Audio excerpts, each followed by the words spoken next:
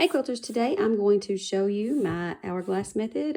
This is, in my opinion, the easiest hourglass method ever. You will not have to make half square triangles first, and you will not have to draw any lines. You will, however, end up with bias edges in your finished hourglass block.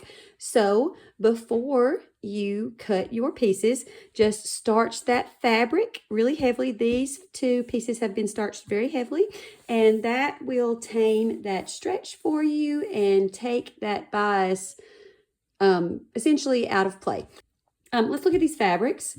These fabrics are both from Benartex. This fabric line is Jacobean Garden. They're both from that same line. All right, so let's get our two squares, and we are going to stack them together, right sides together. Stack them as neatly as you can.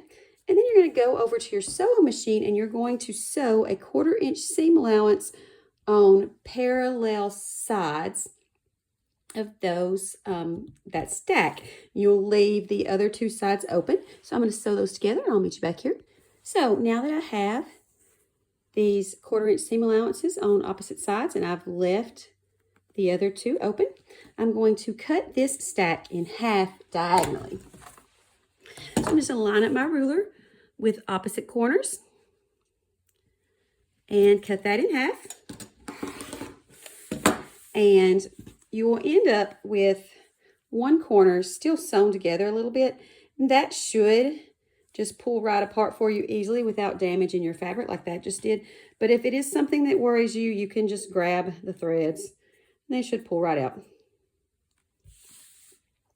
So when you open these up, you're going to form your hourglass, and I'm going to press these seams to the sides towards the dark side and then sew this hourglass block together. Okay, so now my hourglass block is finished and pressed. You can see here I did nest these two seams, and I pressed that cross section seam open. That's just how I like to press it. You can press it however you want to. Just be sure that you do starch your pieces heavily if those bias edges bother you.